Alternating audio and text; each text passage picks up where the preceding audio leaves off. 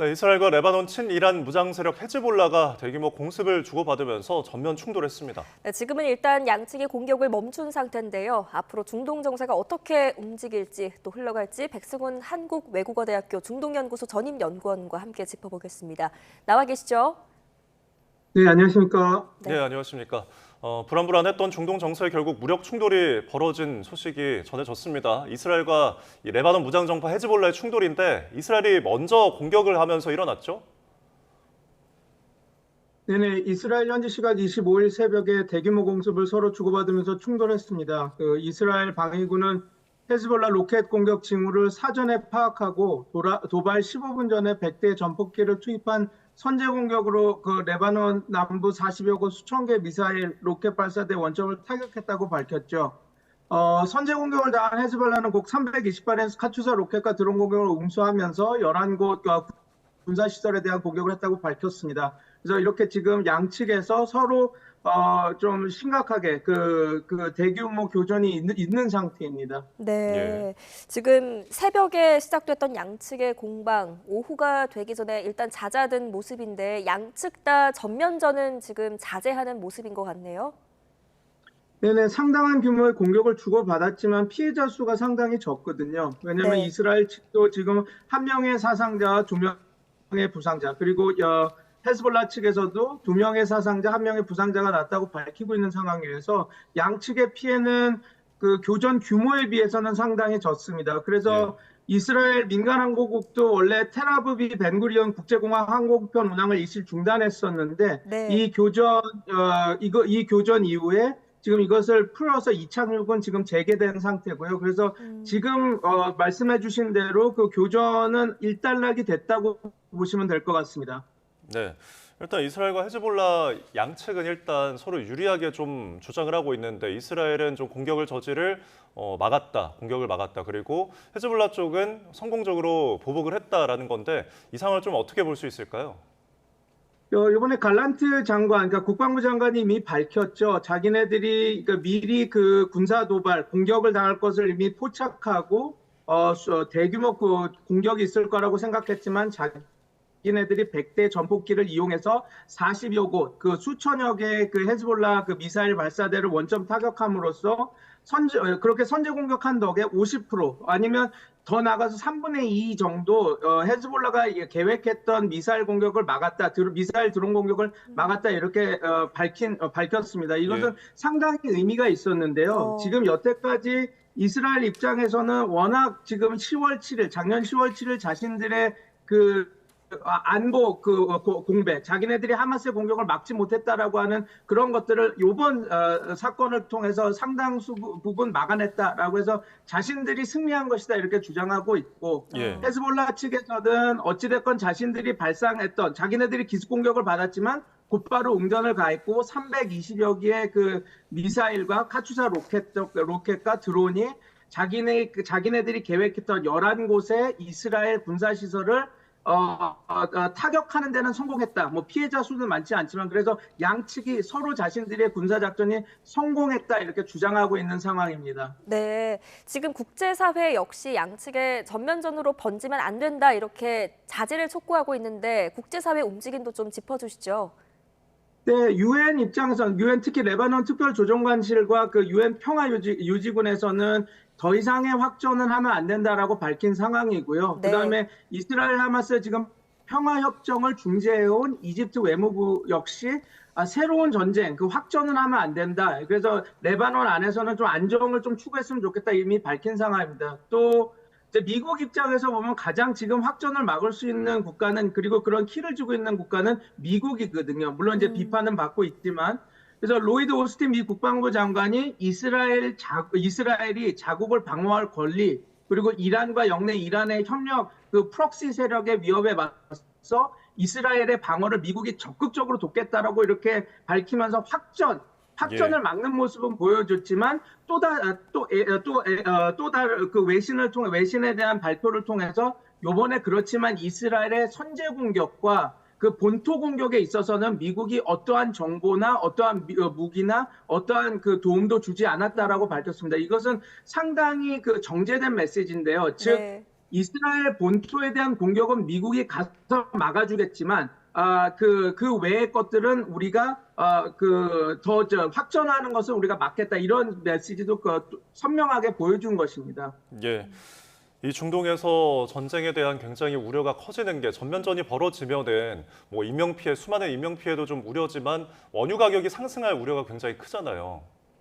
네, 맞습니다. 뭐 이미 그 블룸버그에서는 그 전쟁의 극대화가 돼서 호르무즈 해협이 막히게 되면 배럴당 150달러. 그다음에 뭐 그 이코노미스트지 밑에 있는 이코노믹 인텔리전스 유닛 EIU에서는 130달러 올라간다고 얘기는 하고 있지만 우리가 너무 예. 걱정할 필요는 없을 것 같습니다. 왜냐하면 제가 말씀드린 것처럼 이건 소위 말해서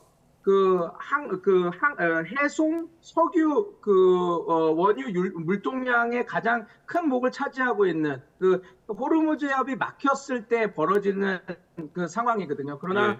그 호르무즈 해협을 막는다라고 하는 것은 그러니까 이란 입장에서도 전쟁의 극대화가 돼서 전면전이 돼서 마지막 엔드 게임을 할 때나 벌어질 일이라서 이렇게 너무 걱정하는 것은 조금 우리가 잘 지양해야 되고요. 또 지금 한 가지 좀 우리가 확전에 대해서 조금 안심을 가질 수 있는 것은 이제 미국이 그 핵 추진 항공모함 아브라함 링컨함을 보냈습니다. 예. 원래는 원래 있었던 시어도 루즈벨트 항모와 그 임무 교대를 위해서 보냈는데 미국이 이번 그 도발 사건을 보고 우리는 항모 2대를 그냥 배치해서 거기 있겠다라는 발표를 했거든요. 그 말은 이란 입장에서도 그런 식의 정말 그 끝장을 보는 확전을 하기는 쉽지 않은 상황이라서 지금 우리가 우려하는 그 석유값 상승이라든지 이런 호르무즈 해협이 막힌다든지 그런 최악의 상황은 가지 않을 것이라고 보고 있습니다. 저뿐만 아니라 많은 외신들이 그렇게 판단하고 있습니다. 네,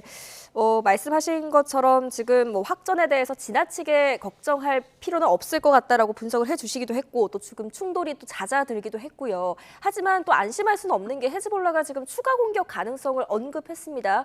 중동에 다시 대규모 충돌이 일어나지 않을까 이런 우려도 나오고 있던데요.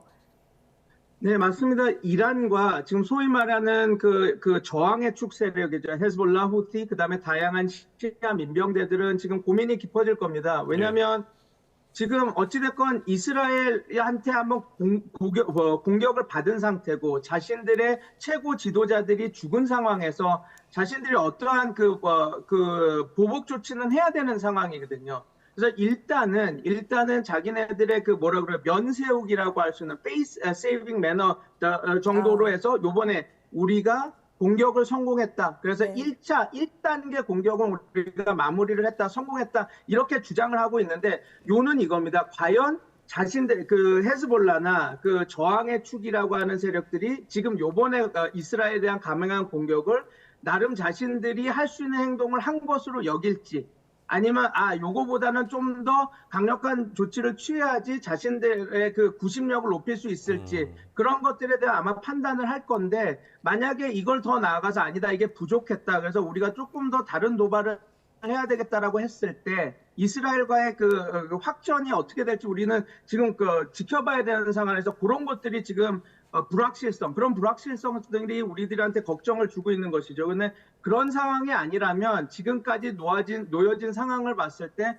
확전 가능성은 그다지 높지는 않다 이렇게 볼 수 있을 것 같습니다. 네, 헤즈볼라의 확전 가능성은 그다지 높지 않다라고 짚어주셨는데 또 하나 이제 불확실성이 이란이 앞서서 이스라엘에 대한 보복 공격을 시사를 했잖아요. 지금 3주 동안에는 일단 움직임이 없는데 언제 공격할지 모르는 불확실성이 있잖아요. 앞으로도 가장 중요한 변수가 될 것 같은데요. 맞습니다. 이란 변수가 지금 가장 큽니다. 왜냐하면 지금 어찌됐건 일단락이 됐는데 지금 그 이란 입장에서는 페제스키안 대통령이 되고 나서 자신들이 지금 가장 큰 외교 안보 정책이 자신들에게 부과된 경제 제재를 없애야 되는 게 1순위이기 때문에 지금 어느 정도 전략적 인내를 하고 있는 상황인데 만약에 이 상황에서 이스라엘이 다시 한번 이란 본토 내의 요인 암살 혹은 중요 시설 폭파 같은 일을 벌인다면 그럴 가능성이 있습니다. 이스라엘 입장에서는 지금 계속 강한 메시지를 보내고 있으니까요. 그러면 이란 입장에서는 그동안 지금 보여줬던 신중한 행보 자체에 대한 비판이 쏟아질 가능성이 높거든요.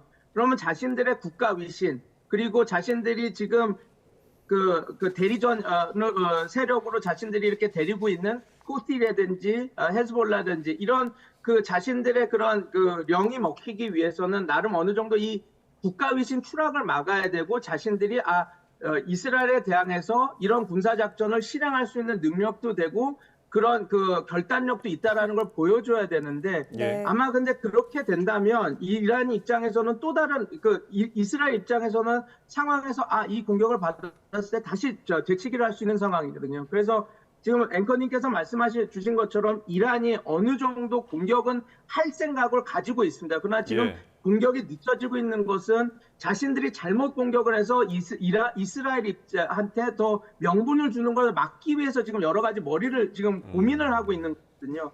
그래서 지금 걱정하는 부분이 이겁니다. 지금 이란이 자신들의 위신을 세우기 위해서 나름 어떠한 행동을 했을 때, 그런 도발 행위를 했을 때 그 이스라엘이 어떻게 나올지 또 그것이 어떠한 확전으로 이어질지가 가장 큰 지금 상황에서는 확전에 가장 걱정되는 부분 중 하나라고 볼 수 있을 것 같습니다. 예. 네, 알겠습니다. 여기까지 듣겠습니다. 지금까지 이스라엘과 헤즈볼라의 충돌에 따른 또 중동 정세를 백승훈 한국외대 중동연구소 전임연구원과 함께 진단해봤습니다. 연구원님 잘 들었습니다. 고맙습니다. 네, 감사합니다.